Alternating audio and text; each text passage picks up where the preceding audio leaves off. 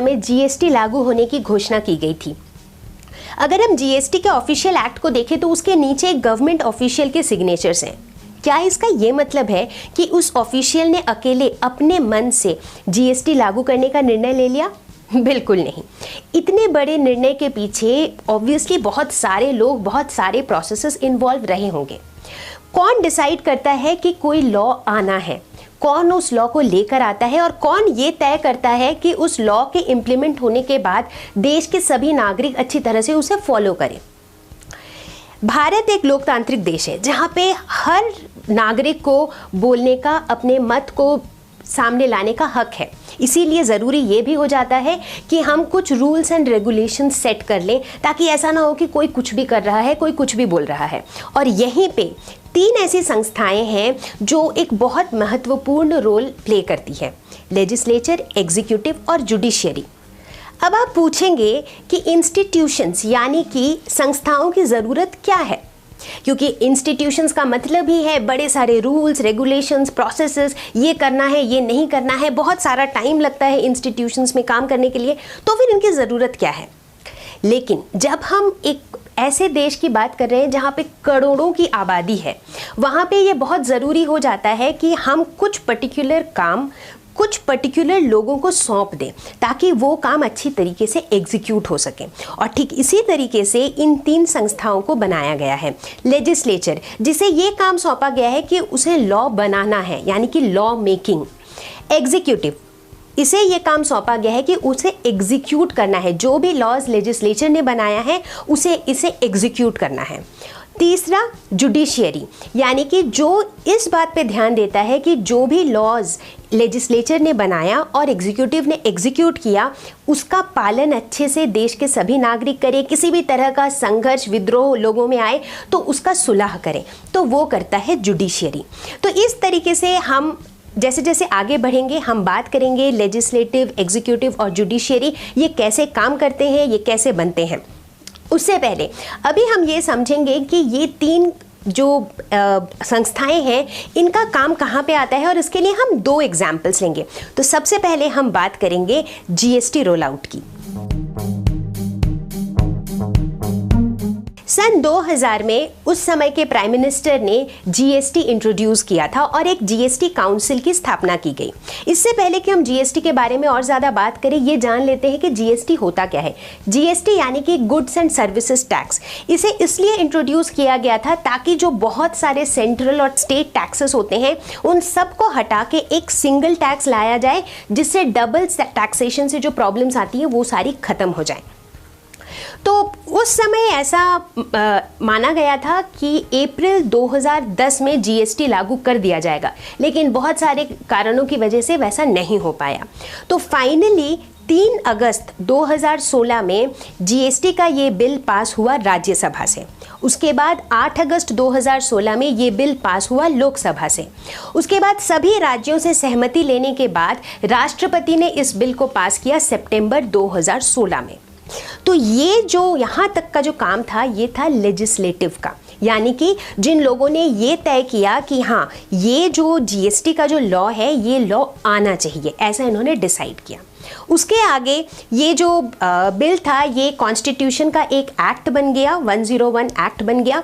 उसके बाद gazette of India, जो कि एक सार्वजनिक पत्रिका है जो सरकार के सभी ऑफिशियल सूचनाओं को प्रिंट करती है, तो वहाँ पे खबर भेजा गया और फिर जो उस डिपार्टमेंट के सीनियर ऑफिसर्स थे उन लोगों ने इस पूरे एक्ट को ड्राफ्ट किया, उस पर अपने सिग्नेचर्स डाले। तो यही वो सिग्नेचर है जो हम जीएसटी के ऑफिशियल एक्ट पे देखते हैं।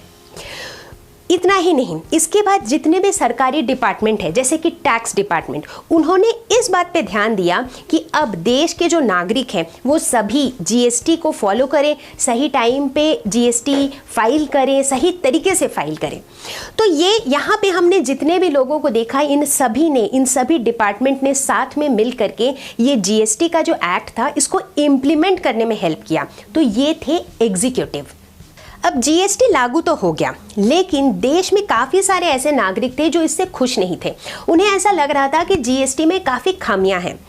और इसका नतीजा ये हुआ कि काफ़ी लोग जो है कोर्ट में केसेस फाइल करने लगे, मामले दर्ज करने लगे। उदाहरण के तौर पे हम ले सकते हैं कि दिल्ली हाई कोर्ट में एक केस दर्ज हुआ था जो कॉम्पेंसेशन टैक्स के अगेंस्ट फाइल किया गया था, और दिल्ली हाई कोर्ट ने जो अपना फैसला सुनाया वो भी कॉम्पेंसेशन टैक्स के अगेंस्ट ही सुनाया। लेकिन जब उसी केस को सुप्रीम कोर्ट में ले जाया गया तो सुप्रीम कोर्ट ने अपना फैसला कॉम्पेंसेशन टैक्स के फेवर में सुनाया, और चूंकि सुप्रीम कोर्ट जो है वो हाईएस्ट अथॉरिटी है, इसीलिए सुप्रीम कोर्ट का डिसीजन को ही फाइनल मान लिया गया। तो इस जीएसटी के उदाहरण से हमने ये देखा कि जीएसटी को अमल में लाने के लिए सबसे पहले तो लेजिस्लेटिव का रोल था, जिन्होंने ये तय किया कि इसे लागू करना है। उसके बाद रोल था एग्जीक्यूटिव का, जिसमें काफ़ी सारे गवर्नमेंट डिपार्टमेंट साथ में मिल करके इसको इम्प्लीमेंट करने में जुट गए।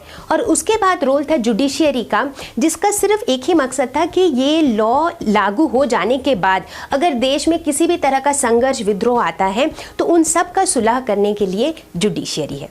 अब हम एक और उदाहरण लेते हैं सरकार के एक ऐसे ऑर्डर का जो काफ़ी पॉपुलर भी रहा और काफ़ी समय तक काफ़ी कंट्रोवर्शियल भी रहा। अगस्त 1990 में सरकार ने एक ऑर्डर लागू किया जिसके तहत 27% of the seats under civil services और सरकारी सभी नौकरियों के अंदर आरक्षित कर दिए गए socially and economically backward classes के लिए, यानी कि सामाजिक और आर्थिक रूप से पिछड़े हुए वर्ग के लिए। इसके पहले तक जो आरक्षण था वो सिर्फ शेड्यूल्ड कास्ट और शेड्यूल्ड ट्राइब्स तक ही सीमित था। तो इतना बड़ा जो डिसीजन लिया गया, ये किसने लिया? जाहिर सी बात है कि इसके पीछे भी काफ़ी सारे लोग जुट गए होंगे। तो चलिए देखते हैं कि ये किस तरह से लागू हुआ। 1979 में सरकार ने नियुक्त किया था मंडल कमीशन। मंडल कमीशन को एक काम दिया गया था कि जितने भी सामाजिक और आर्थिक रूप से पिछड़े हुए वर्ग हैं उनको आइडेंटिफाई करना, और उनके लिए हम ऐसा क्या कर सकते हैं कि उनकी थोड़ी उन्नति हो सके। 1980 में मंडल कमीशन ने अपना रिपोर्ट सबमिट किया, जिसमें उन्होंने अपनी तरफ से एक रिकमेंडेशन दिया, एक सलाह दी आरक्षण का। काफ़ी सालों तक इस पर चर्चा होती रही पार्लियामेंट में, परंतु ये पास नहीं हुआ, इसे इम्प्लीमेंट नहीं किया गया। उसके बाद आया 1989 का लोकसभा इलेक्शन, जिसमें एक पॉलिटिकल पार्टी ने ऐसा दावा किया कि अगर उस बार के लोकसभा इलेक्शंस वो जीत गए तो वो ज़रूर ही मंडल कमीशन के रिकमेंडेशन को इम्प्लीमेंट करा देंगे, यानी कि आरक्षण इम्प्लीमेंट कर देंगे।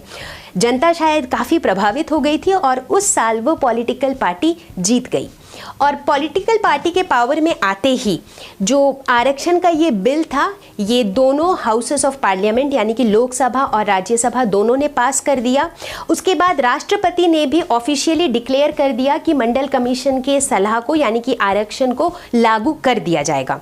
तो यहाँ तक था हमारा लेजिस्लेटिव, जहाँ पे प्रेसिडेंट, लोकसभा, राज्यसभा सब ने बोल दिया, सब ने ग्रीन सिग्नल दे दिया कि हाँ अब हम इसे लागू कर देंगे।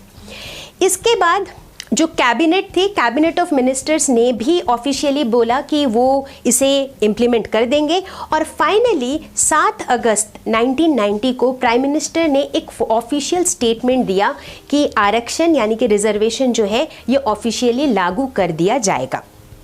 उसके बाद इस खबर को पहुंचा दिया गया department of training and personal में, जहां के सीनियर ऑफिसर्स ने मिलके इसे ड्राफ्ट किया, इस पे सिग्नेचर्स किए और फाइनली ये एक्ट को बनाया। इतना ही नहीं, सरकार के अंदर जितनी भी सरकारी डिपार्टमेंट हैं, चाहे वो रेलवेज हो, चाहे वो गवर्नमेंट बैंक्स हो, सभी जगह ये रिजर्वेशन का जो रूल था ये लागू होना था। इनफैक्ट आपने खुद ये नोटिस किया होगा कि जितने भी ये पब्लिक सर्विस कमीशन के एग्जाम्स होते हैं, जैसे यूपीएससी, एसएससी, इन सभी में ये रिजर्वेशन आज भी होता है, क्योंकि सरकारी सभी डिपार्टमेंट को इसको फॉलो करना पड़ता है। तो ये था हमारा एग्जीक्यूटिव, जहाँ पे प्राइम मिनिस्टर और उनके काउंसिल ऑफ मिनिस्टर्स और सारे सिविल सर्वेंट्स ने मिल करके इस लॉ को इम्प्लीमेंट करने में हेल्प किया। इसके बाद ये इम्प्लीमेंट तो हो गया, लागू तो हो गया, लेकिन फिर क्या हुआ? जो देश में जो नागरिक थे वहाँ उनके बीच में बड़ी हलचल मच गई, क्योंकि कुछ तो ऐसे लोग थे जिन्हें इस आरक्षण से कोई फ़ायदा नहीं हो रहा था। तो उनका ये कहना था कि इंसान के टैलेंट को ज़्यादा महत्व मिलना चाहिए, ना कि आरक्षण को। कुछ तो वैसे लोग थे जिन्हें इस आरक्षण से फ़ायदा हो रहा था, तो उनका ये कहना था कि चूंकि हम वैसे ही पिछड़े वर्ग से हैं, हमारी ज़िंदगी में वैसे ही बहुत सारी परेशानियां हैं, तो हमें तो आरक्षण मिलना चाहिए। तो इस तरह के जो कॉन्फ्लिक्ट्स और लड़ाई झगड़े आने लगे, तो उन दिनों कोर्ट में काफ़ी सारे मामले दर्ज होने लगे। सुप्रीम कोर्ट ने दोनों तरफ की पार्टी की सुनी और उसके बाद उसने अपना फैसला सुनाया कि सरकार का जो ये ऑर्डर था ये बिल्कुल जायज़ था, बिल्कुल वैलिड था। लेकिन देश में लोगों के बीच में जो ये डिससैटिस्फैक्शन था, जो ये नाखुशी थी, इसको देखते हुए 1993 में सरकार ने एक और मेमोरेंडम निकाला, एक और ऑर्डर निकाला, जिसके तहत उन्होंने बड़े ही क्लियरली ये मेंशन कर दिया कि जितने भी वेल टू डू फैमिलीज़ हैं, जितनी भी इस तरह की फैमिलीज़ हैं जिनका कंडीशन अच्छा है, जो इकोनॉमिकली बैकवर्ड नहीं है, इस तरह की फैमिलीज़ को ये रिजर्वेशन का कोई भी बेनिफिट नहीं मिलेगा। तो इस तरह से इस एग्जाम्पल में भी हमने देखा कि शुरू में जब इसे लागू करना था तो किसका रोल था? लेजिस्लेटिव, यानी कि लोकसभा, राज्यसभा, राष्ट्रपति। उसके बाद जब इम्प्लीमेंट करना था तो काम पड़ा एग्जीक्यूटिव का, जिसमें prime minister, council of ministers, civil servants, ये लोग आए। और उसके बाद जब ये लागू हो गया, उसके बाद देश में लोगों के बीच में जो भी तनाव आए, जो भी प्रॉब्लम्स आए, उनको सॉल्व करने के लिए था जुडिशियरी। इंडिया जैसे डेमोक्रेसी में, यानी कि लोकतंत्र में, लोगों का राज होता है और लोग राज करते हैं अपने चुने हुए प्रतिनिधि के थ्रू। और ये जो चुने हुए प्रतिनिधि हैं, ये एक या दो नहीं है, ये कई सारे हैं। तो इतने सारे जो इलेक्टेड रिप्रेजेंटेटिव्स, यानी कि जो प्रतिनिधि हैं, इन्हें कोई ऐसी जगह चाहिए जहां ये बैठ के डिस्कस कर सकते हैं और फिर डिसीजंस ले सकते हैं, और ये जगह है पार्लियामेंट। तो पार्लियामेंट के अंदर ये जो रिप्रेजेंटेटिव्स होते हैं, ये रिप्रेजेंटेटिव्स सरकार को इस तरीके से ड्राइव करते हैं, सरकार को इस तरीके से कंट्रोल करते हैं ताकि सरकार वैसे ही चले जैसे लोग चलाना चाहते हो। पार्लियामेंट हाउस, संसद भवन, शायद आपने देखा होगा नई दिल्ली में। अगर आपने नहीं भी देखा है तो उसकी पिक्चर ज़रूर देखी होगी, और अगर आपने नहीं देखा है तो एक्सप्लोर ज़रूर करें। जिस तरह से सेंटर लेवल पे पार्लियामेंट है, इसी तरह से हर एक स्टेट के अंदर स्टेट लेवल पे भी एक लॉ मेकिंग बॉडी है, जिसे हम कहते हैं लेजिस्लेटिव असेंबली या फिर लेजिस्लेचर। इनफैक्ट अलग अलग राज्य में, अलग अलग स्टेट में लेजिस्लेटिव असेंबली को अलग अलग नाम से बोला जाता है। जैसे कि वेस्ट बंगाल में कहा जाता है विधानसभा, कर्नाटका में कहा जाता है विधान सौदा, केरला में कहा जाता है नियमा सभा, और इसी तरह अलग अलग जगहों पे इसके अलग अलग नाम हैं। तो अभी हम आगे बढ़ेंगे और देखेंगे पार्लियामेंट के रोल्स क्या होते हैं, पार्लियामेंट के कौन कौन से काम होते हैं। पार्लियामेंट यानी कि संसद का एक बहुत महत्वपूर्ण रोल होता है डिसीजन मेकिंग में। पहली बात, ये लॉ मेकिंग बॉडी है, यानी कि पार्लियामेंट नई लॉज बनाती है, नए कानून बनाती है, और जो एग्जिस्टिंग लॉज हैं उनको एडिट भी करती है, उनमें चेंजेस भी लाती है, और ये सारे ही लॉज सभी को फॉलो करना पड़ता है, यहाँ तक कि सरकार को भी फॉलो करना होता है। दूसरी बात, पार्लियामेंट का गवर्नमेंट पे कंट्रोल होता है, मतलब पार्लियामेंट एक तरीके से सरकार को कंट्रोल करती है। पार्लियामेंट के अंदर होते हैं हमारे चुने हुए प्रतिनिधि, और ये प्रतिनिधि अलग अलग राज्य से होते हैं। तो ये सरकार का ध्यान उन मुद्दों पे खींच के लाते हैं जिन पे लोग चाहते हैं कि सरकार काम करे। इतना ही नहीं, कोई भी ऐसी पॉलिसी, कोई भी ऐसी लॉ सरकार पास कभी कर ही नहीं सकती है जब तक वो पहले पार्लियामेंट में ना आए। अगर आप जल्दी से मंडल कमीशन के रिपोर्ट के बारे में याद करें तो उन्होंने जो अपनी पहली रिपोर्ट सबमिट की थी 1980 में, वो सबसे पहले पार्लियामेंट में ही डिस्कस किया गया था। और जब पार्लियामेंट के दोनों हाउसेस यानी कि लोकसभा और राज्यसभा दोनों ने उसे पास किया था, उसके बाद ही उसे लागू किया गया था मिनिस्टर्स के थ्रू। पार्लियामेंट वो जगह है जहाँ पे सारे डिबेट्स और डिस्कशंस होते हैं, जहाँ पे बहुत ज़्यादा बहसा बहसी होता है किसी भी टॉपिक को लेके। ऐसी बहसा बहसी होना बहुत ज़रूरी है ये जानने के लिए कि जो भी डिसीजन सरकार लेने जा रही है उसके पॉजिटिव यानी कि उसके फ़ायदे और उसके नुकसान क्या है। अगर तर्क वितर्क या फिर अगर बहसा बहसी डिस्कशंस ये सारी चीज़ें पार्लियामेंट में ना हो, फिर तो जो भी पार्टी शासन में है वो अपना मनचाहा कुछ भी डिसीजन ले सकती है। तो सरकार पे चेक रखने के लिए ये ज़रूरी है कि पार्लियामेंट में डिबेट्स और डिस्कशंस होते रहें। पार्लियामेंट के दो हाउसेस हैं, लोकसभा और राज्यसभा। लोकसभा यानी कि हाउस ऑफ द पीपल, लोक मतलब लोग, पीपल, इसीलिए कहा जाता है house of the people. Lok Sabha के जितने भी मेंबर्स होते हैं उनको जनता खुद से चुनती है इलेक्शन के थ्रू, जो कि लोकसभा इलेक्शन या जनरल इलेक्शन के नाम से जानी जाती है। लोकसभा के अंदर कुल मिला के 545 सीट्स होती हैं, जिसमें से 543 सीट्स इलेक्शन के थ्रू आती हैं और 2 सीट्स को राष्ट्रपति डायरेक्टली नॉमिनेट करते हैं। लोकसभा के जितने भी मेंबर्स होते हैं उनका जो टर्म होता है वो फिक्स्ड 5 साल का होता है, उस दिन से लेकर के जिस दिन वो अपॉइंट हुए हैं। लोकसभा हर 5 साल में डिसॉल्व हो जाता है, यानी कि लोकसभा की जो लाइफ है वो ख़त्म हो जाती है हर 5 साल में। तो 5 साल के बाद क्या होता है, दोबारा जनरल इलेक्शन होता है और नए तरीके से नए मेंबर्स आते हैं और फिर से वो नई लोकसभा बनाते हैं। तो इस तरह से हम कह सकते हैं कि लोकसभा जो है वो डिसॉल्व हो जाती है आफ्टर एवरी 5 ईयर्स। हालांकि इसमें एक एक्सेप्शन है, अगर प्रेसिडेंट यानी कि हमारे राष्ट्रपति अगर चाहें तो लोकसभा को किसी भी कारण से इस 5 साल से पहले भी डिसॉल्व करा सकते हैं, मतलब लोकसभा की लाइफ को एंड बीच में भी करा सकते हैं किसी इमरजेंसी सिचुएशन में, बट ऐसा सिर्फ हमारे राष्ट्रपति कर सकते हैं। लोकसभा के जो ये 545 मेंबर्स हैं, इनमें से एक मेंबर चुना जाता है जो बनता है लोकसभा का स्पीकर। स्पीकर जो है वो लोकसभा में सबसे उच्च पद में होता है और सभी लोग उसकी बात को मान के चलते हैं। ऐसा माना जाता है कि जो स्पीकर है वो पॉलिटिकली इम्पार्शियल होना चाहिए, मतलब वो किसी पार्टी की तरफदारी नहीं करना चाहिए, वो सबके लिए बराबर राय देना चाहिए। और स्पीकर का सबसे बड़ा रोल होता है जब लोकसभा के अंदर बहुत ज़्यादा बहसा बहसी और डिस्कशंस चलती हैं, वो चलने के बावजूद भी वो हाउस के अंदर शांति बनाए रखे। लोकसभा में एक और अहम भूमिका निभाते हैं ऑपोजिशन। ऑपोजिशन का होना अनिवार्य है किसी भी लोकतंत्र में, क्योंकि ऑपोजिशन का काम ही होता है कि सरकार जो भी डिसीजन ले रहा है उस पर सवाल उठाना कि वो डिसीजन लेना किस हद तक सही है, वो डिसीजन लेना किस हद तक गलत है। क्योंकि अगर ऑपोजिशन ना हो फिर तो जो सरकार चला रही है वो अपने मन मर्जी का कुछ भी कर सकते हैं। अब बात करते हैं राज्यसभा यानी कि हाउस ऑफ द स्टेट्स। राज्य माने स्टेट।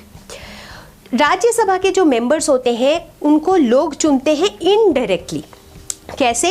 लोग चुनते हैं एमएलएज यानी कि मेंबर ऑफ लेजिस्लेटिव असेंबलीज, और ये जो एमएलएज होते हैं अलग अलग स्टेट्स और यूनियन टेरिटरीज की, ये एमएलएज चुनते हैं राज्यसभा के मेंबर्स। राज्यसभा में कुल मिला के 245 सीट्स होती हैं, जिसमें से 233 सीट्स इलेक्टेड होती हैं और बाकी 12 सीट्स जो हैं वो राष्ट्रपति के द्वारा डायरेक्टली नॉमिनेट की जाती हैं। राज्यसभा के अंदर जो मेंबर्स होते हैं वो लोग 6 साल के लिए रहते हैं, बट यहाँ पे एक कैच है, ये एक फिक्स्ड 6 साल नहीं होता है। हर 2 साल में राज्यसभा के 1/3 मेंबर्स रिटायर हो जाते हैं, और जब ये 1/3 मेंबर रिटायर हो जाते हैं तो दोबारा इलेक्शन होके नए मेंबर्स आते हैं हर तीसरे साल की शुरुआत में।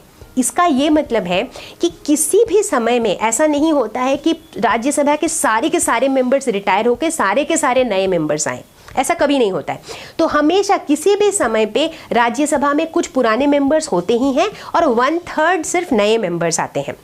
तो इस वजह से राज्यसभा को कहा जाता है परमानेंट हाउस, क्योंकि किसी भी समय पे राज्यसभा डिसॉल्व नहीं होता है, जो कि लोकसभा के केस में ट्रू नहीं है। लोकसभा जो है वो डिसॉल्व हो जाता है हर 5 साल में। जिस तरह लोकसभा में एक स्पीकर होता है उसी तरह राज्यसभा में होता है चेयरपर्सन। चेयरपर्सन राज्यसभा का हेड माना जाता है और वो रोज के जो भी एक्टिविटीज राज्यसभा में होते हैं उसको कंट्रोल और मॉनिटर करता है। अब अगर हम पावर की बात करें, कौन ज़्यादा पावरफुल है, किसके पास ज़्यादा पावर है, लोकसभा या राज्यसभा? इसको गेस करने के लिए मैं एक चीज़ बताती हूँ। लोकसभा को कहा जाता है लोअर हाउस ऑफ पार्लियामेंट और राज्यसभा को कहा जाता है अपर हाउस ऑफ पार्लियामेंट।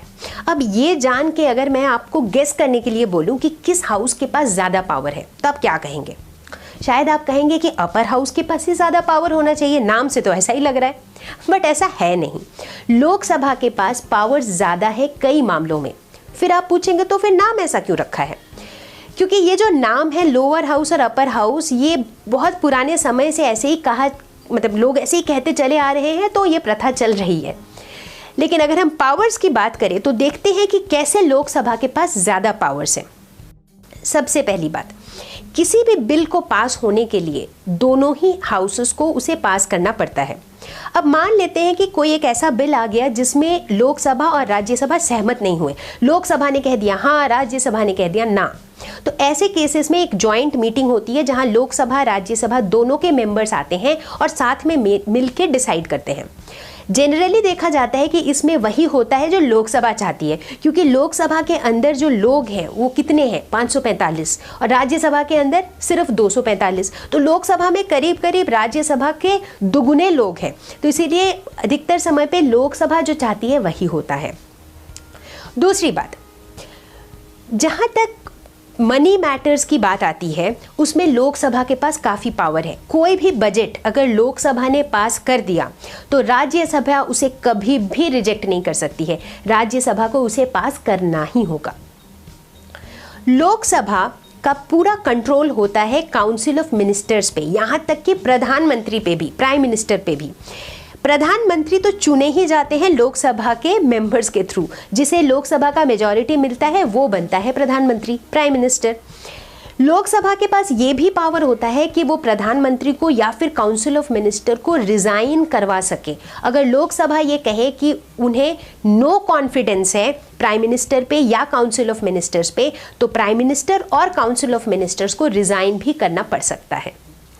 तो इस तरीके से हमने देखा कि लेजिस्लेटिव के अंदर आता है लोकसभा, राज्यसभा और द प्रेसिडेंट ऑफ इंडिया। जो हमारे राष्ट्रपति यानी कि प्रेसिडेंट हैं, वो हेड करते हैं पूरे लेजिस्लेटिव को। सिर्फ प्रेसिडेंट के पास पावर है कि वो लोकसभा को डिसॉल्व कर सके उसके टर्म पूरे होने से पहले। पार्लियामेंट यानी कि संसद लॉज यानी कि कानून बनाती हैं। सवाल ये उठता है कि ये जितने लॉज बनते हैं इनको निष्पादित कौन करता है, यानी कि लॉज को एग्जीक्यूट कौन करता है? बिल्कुल, एग्जीक्यूटिव। और एग्जीक्यूटिव में होते कौन से लोग हैं? प्रधानमंत्री यानी कि प्राइम मिनिस्टर। जी हाँ, प्राइम मिनिस्टर जो है वो एग्जीक्यूटिव के हेड हैं। वो जो है वो सब फाइनल डिसीजंस लेते हैं और उनका एग्जीक्यूट करने का जिम्मा लेते हैं। अब आप सोच रहे होंगे कि प्राइम मिनिस्टर तो डिसीजन लेते हैं, तो फिर वो एग्जीक्यूटिव का पार्ट कैसे बने? प्राइम मिनिस्टर डिसीजन ज़रूर लेते हैं, बट वो अपने मन मर्जी कुछ भी डिसीजन नहीं ले सकते हैं। वो वही एग्जीक्यूट करते हैं जिसका डिसीजन मेंबर ऑफ पार्लियामेंट ने लिया है, यानी कि एक तरह से वो मेंबर ऑफ पार्लियामेंट की सारी विशेस को पूरा करने के लिए एग्जीक्यूट करते हैं। इसके बाद आते हैं काउंसिल ऑफ मिनिस्टर्स। ये जितने मिनिस्टर्स होते हैं ये सभी अलग अलग डिपार्टमेंट यानी कि अलग अलग क्षेत्र में काम करते हैं और जो लॉज बनी हुई हैं उनको अलग अलग एरियाज़ में इम्प्लीमेंट करते हैं। जैसे कि कोई मिनिस्टर एजुकेशन देखता है, तो कोई एग्रीकल्चर, तो कोई रेलवेज, इस तरह से अलग अलग सेक्टर्स में वो काम करते हैं। इसके अलावा एक अहम भूमिका निभाते हैं सिविल सर्वेंट्स। ये सिविल सर्वेंट्स जो होते हैं ये गवर्नमेंट ऑफिशियल्स होते हैं जो मिनिस्टर्स के ऑर्डर्स का फॉलो करते हैं और डे टू डे जितनी एडमिनिस्ट्रेटिव एक्टिविटीज़ हैं उनका ओनरशिप लेते हैं। ये सिविल सर्वेंट्स के अंदर बहुत सारे गवर्नमेंट ऑफिशियल्स होते हैं अलग अलग रैंक के, और सभी जो हैं इस तरह के डेली एडमिनिस्ट्रेटिव टास्क्स को पूरा करते हैं। एग्जीक्यूटिव के अंदर दो कैटेगरीज होती हैं, पॉलिटिकल एग्जीक्यूटिव और परमानेंट एग्जीक्यूटिव। पॉलिटिकल एग्जीक्यूटिव वो होते हैं जिन्हें जनता चुनती है इलेक्शन के थ्रू, और इन्हें चुना जाता है एक फिक्स्ड समय के लिए, जैसे कि 5 साल के लिए इन्हें चुना जाता है। इसके अलावा होता है परमानेंट एग्जीक्यूटिव जिनका अपॉइंटमेंट होता है, इन्हें जनता चुनती नहीं है इलेक्शन के थ्रू, इनका अपॉइंटमेंट होता है बहुत सारे एग्जाम्स के बेसिस पे। जैसे सिविल सर्विसेज हैं, इनके लिए बहुत सारे एंट्रेंस एग्जाम्स होते हैं, उसके थ्रू इनका सिलेक्शन होता है, बट एक बार अपॉइंटमेंट होने के बाद ये काफ़ी लंबे समय तक सर्विस में रहते हैं। एक मज़ेदार बात यह है कि जो परमानेंट एग्जीक्यूटिव है ये ज़्यादा पढ़े लिखे, ज़्यादा एजुकेटेड होते हैं, लेकिन ये काम करते हैं पॉलिटिकल एग्जीक्यूटिव के अंदर। तो अब आप सोच रहे होंगे कि जब ये ज़्यादा पढ़े लिखे हैं तो फिर ये पॉलिटिकल एग्जीक्यूटिव के अंडर काम क्यों करते हैं। ऐसा इसलिए क्योंकि भारत एक लोकतंत्र है, यानी कि डेमोक्रेसी है, जहाँ पे लोगों का जो चॉइस है उसको सबसे ज़्यादा महत्व मिलता है। तो चूंकि पॉलिटिकल एग्जीक्यूटिव वो है जिसे लोग चुनते हैं, तो लोगों का ये मानना है कि ये हमारे चुने हुए जो लोग हैं इन्हें ही सबसे अच्छे तरीके से पता है कि देश को कैसे चलाना है। भले ही इन्हें जो अलग अलग सब्जेक्ट है उन विषयों पे बहुत ज़्यादा ज्ञान ना भी हो, बट इन्हें ये ज़रूर पता है कि देश के लिए ओवरऑल कौन सा डिसीजन सही रहेगा। हालांकि ये जितने पॉलिटिकल एग्जीक्यूटिव के लोग हैं ये किसी भी समय परमानेंट एग्जीक्यूटिव की राय सलाह ले सकते हैं ताकि वो उनका एक्सपर्टीज यूज़ कर सके और सही डिसीजन ले सके। द प्राइम मिनिस्टर यानी कि प्रधानमंत्री होते हैं एग्जीक्यूटिव के हेड। आमतौर पे हम अक्सर कहते हैं भारत सरकार, तो ये सरकार जो है इसको हम जनरली यूज़ करते हैं एग्जीक्यूटिव के लिए। प्रधानमंत्री को लोग डायरेक्टली इलेक्शन के थ्रू तो नहीं चुनते हैं, इन्हें अपॉइंट करते हैं राष्ट्रपति यानी कि प्रेसिडेंट। लेकिन इसका ये मतलब नहीं है कि प्रेसिडेंट अपने किसी भी मनचाहा कैंडिडेट को प्राइम मिनिस्टर बना सकते हैं। प्रेसिडेंट उसे ही प्राइम मिनिस्टर अपॉइंट करते हैं जो मेजॉरिटी पार्टी का लीडर हो या फिर जिस लीडर को लोकसभा में मेजॉरिटी मिले। तो इससे हमें ये पता चल रहा है कि जो देश की जनता है वो चुनते हैं लोकसभा के सदस्यों को, मेंबर्स को, और इनमें से ये जो मेंबर्स है ये जिनको मेजॉरिटी देते हैं वो बनता है प्राइम मिनिस्टर। तो प्राइम मिनिस्टर का टर्म क्या होता है, प्राइम मिनिस्टर कितने टाइम तक अपने पद में रहता है? तो ये टर्म जनरली 5 साल का होता है, यानी कि जब तक वो उस मेजॉरिटी पार्टी का लीडर बना रहे और वो मेजॉरिटी पार्टी पावर में हो। तो जनरली इसमें 5 साल का कैप है। 5 साल के बाद दोबारा से इलेक्शन होता है और दोबारा से एक नए प्राइम मिनिस्टर आते हैं। आइए अब देखते हैं कि प्रधानमंत्री यानी कि प्राइम मिनिस्टर के पास कौन सी पावर्स होती हैं या फिर इनके रोल्स क्या होते हैं। सबसे पहले तो ये कैबिनेट मीटिंग्स के हेड होते हैं। दूसरी बात, ये दूसरे मिनिस्टर्स को काम सौंपते हैं और उसकी निगरानी भी करते हैं। प्राइम मिनिस्टर के पास पावर होता है कि ज़रूरत पड़ने पे वे दूसरे मिनिस्टर को डिसमिस कर सकते हैं, यानी कि उन्हें अपने पद से हटा सकते हैं। इतना ही नहीं, प्राइम मिनिस्टर जो है ये अलग अलग डिपार्टमेंट के बीच में कोऑर्डिनेट करते हैं कि अगर एग्रीकल्चर डिपार्टमेंट में कुछ हो रहा है, एजुकेशन डिपार्टमेंट में कुछ हो रहा है, रेलवे डिपार्टमेंट में कुछ हो रहा है, तो इनके बीच का जो कोऑर्डिनेशन है वो भी प्राइम मिनिस्टर करते हैं।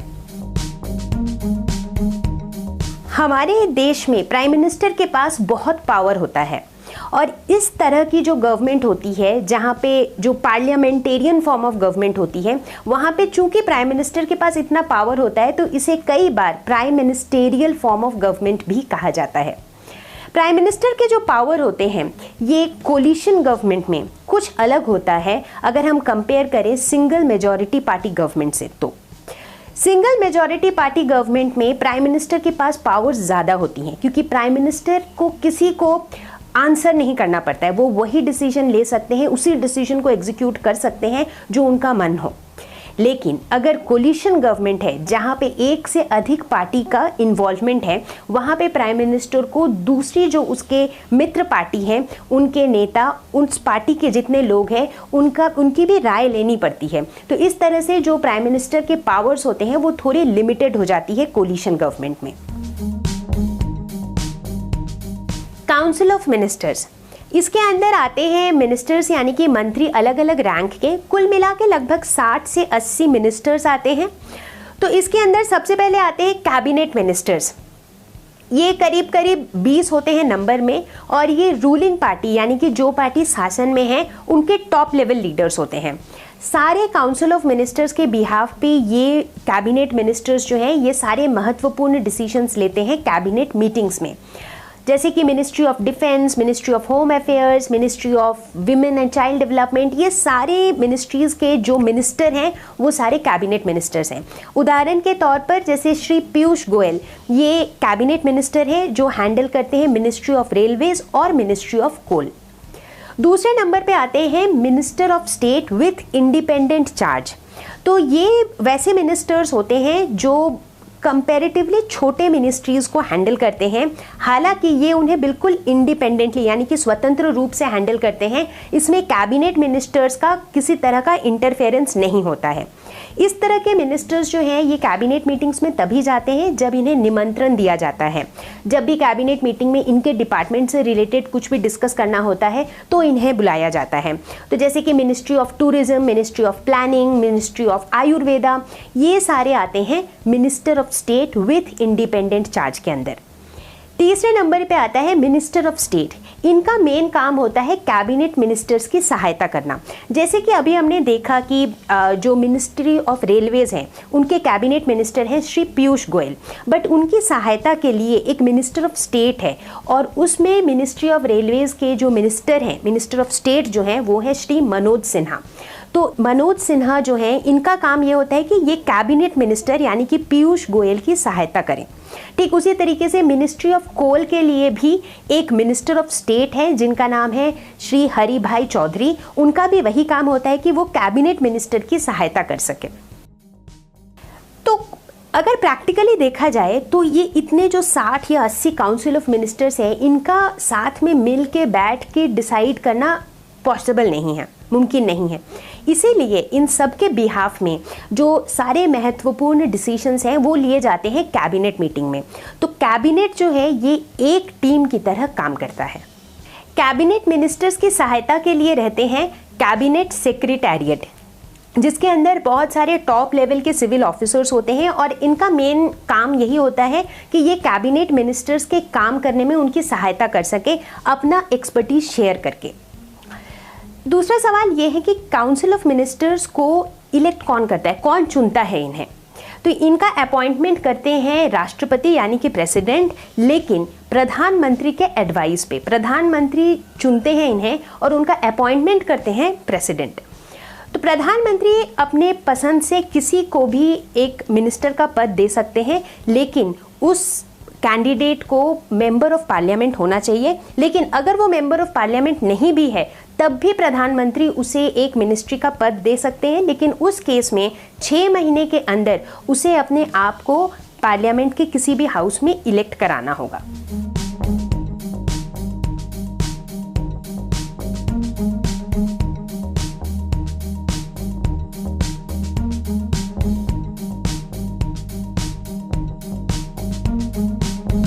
द प्रेसिडेंट यानी कि राष्ट्रपति।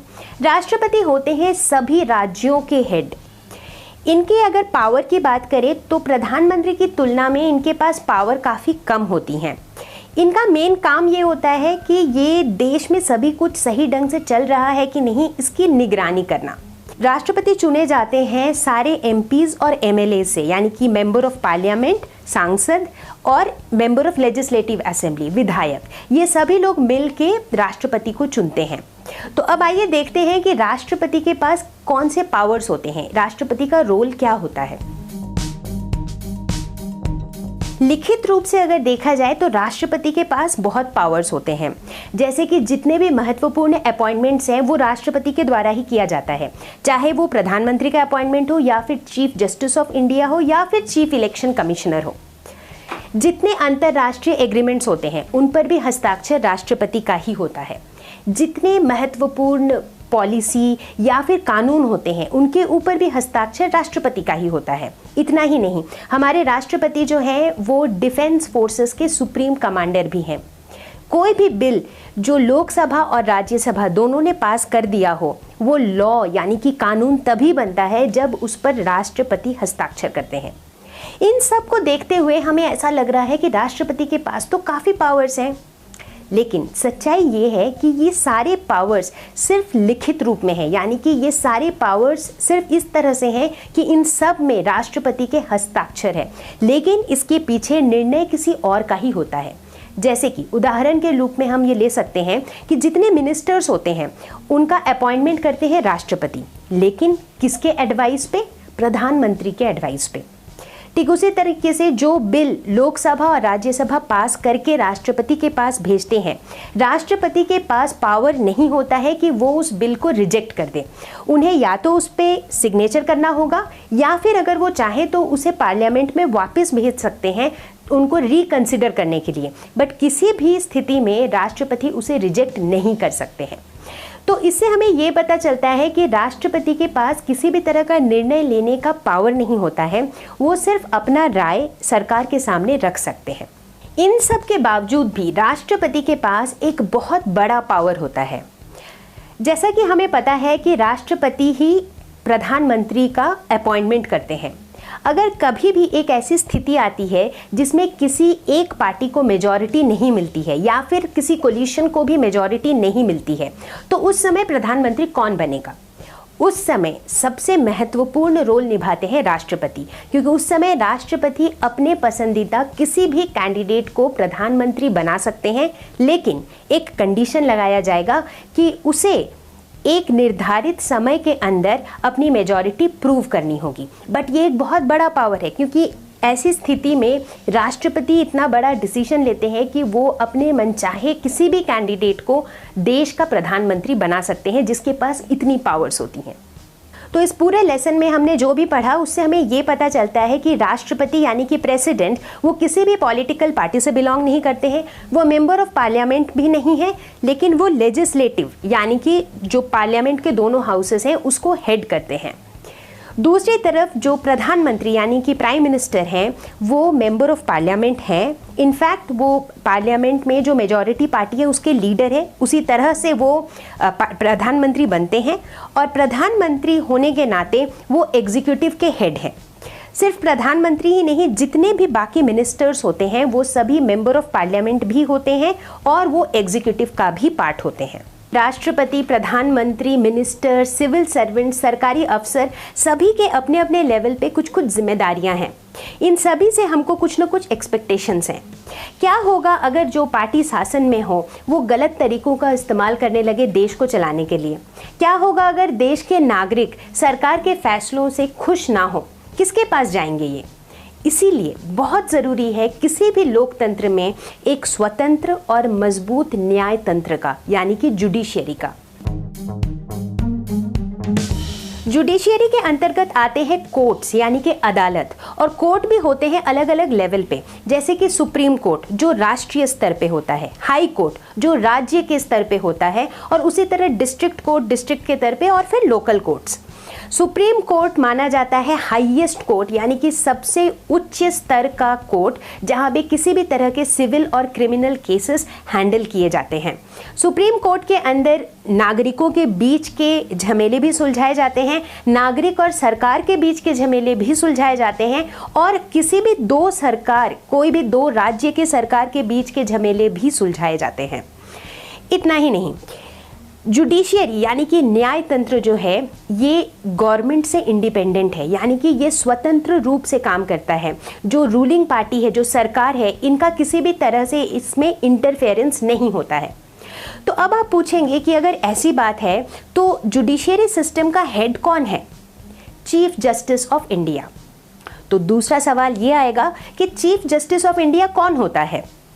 सुप्रीम कोर्ट का जो सबसे सीनियर जज होता है वो बनता है चीफ जस्टिस ऑफ इंडिया।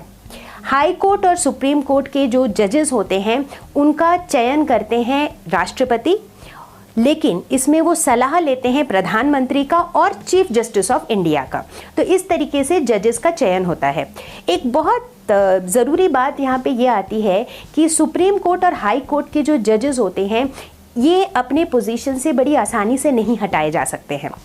हालांकि ये नामुमकिन नहीं है, ये तभी हट सकते हैं जब लोकसभा और राज्यसभा के 2/3 मेंबर्स साथ में मिलके इनके अगेंस्ट अपील करें। सिर्फ वैसे ही केस में किसी भी जज को हाई कोर्ट या सुप्रीम कोर्ट से हटाया जा सकता है।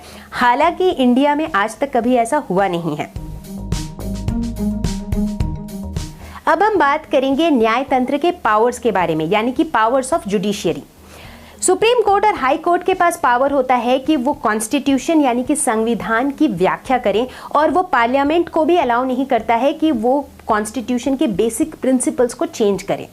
इतना ही नहीं, जुडिशरी के पास पावर होता है कि वो लेजिस्लेटिव और एग्जीक्यूटिव को भी चैलेंज कर सकते हैं। जैसे अगर ऐसा लगे, कोर्ट को अगर ऐसा लगे कि लेजिस्लेटिव ने जो कानून बनाया है उसमें कुछ गलत है, या फिर एग्जीक्यूटिव ने कुछ ऐसा किया है, किसी मिनिस्टर ने कुछ ऐसा किया है जो गलत है, तो जुडिशरी उनके अगेंस्ट एक्शन ले सकता है। अगर आप याद करें मंडल कमीशन की स्टोरी को, यानी कि रिजर्वेशन एक्ट की स्टोरी को, जिसमें ऐसा एक्ट बनाया गया था कि सरकारी सभी नौकरियों में 27% का रिजर्वेशन रहेगा सोशली और इकोनॉमिकली बैकवर्ड क्लासेस के लिए। तो जब ये नियम लागू हुआ तो देश में काफ़ी हलचल मच गई, काफ़ी लोग इससे खुश नहीं थे, जिसकी वजह से कोर्ट में काफ़ी सारे केसेस फाइल हुए थे। उस समय हालांकि सुप्रीम कोर्ट ने अपना नतीजा गवर्नमेंट के फेवर में दिया था, लेकिन सुप्रीम कोर्ट के उस फैसले के साथ साथ उसने लेजिस्लेटिव को यह भी कहा था कि वो एक अमेंडमेंट निकाले जिसके दौरान सोशली और इकोनॉमिकली बैकवर्ड क्लासेस के अंदर जो भी ऐसे परिवार होंगे जिनके पास पैसे हैं, ऐसे लोगों को इस रिजर्वेशन एक्ट का फ़ायदा नहीं मिलेगा। तो इससे हमें ये पता चलता है कि जुडिशरी के पास इतना पावर है कि वो एग्जीक्यूटिव और लेजिस्लेटिव को भी चैलेंज कर सकते हैं। जुडिशरी का एक अहम काम होता है देश के नागरिकों के राइट्स के अधिकारों की मर्यादा रखना, यानी कि देश के किसी भी नागरिक के साथ कुछ गलत ना हो, इस पे ध्यान देना। एक स्वतंत्र और मजबूत जुडिशरी सिस्टम होने की वजह से जितनी पॉलिटिकल पार्टीज हैं, जो रूलिंग पार्टी है, जो आज के दिन शासन में है, उन सब के ऊपर एक दबाव बना रहता है कि वो कुछ गलत ना करे, क्योंकि उन्हें पता होता है कि अगर वो कुछ गलत करेंगे तो जुडिशरी सिस्टम उनके अगेंस्ट एक्शन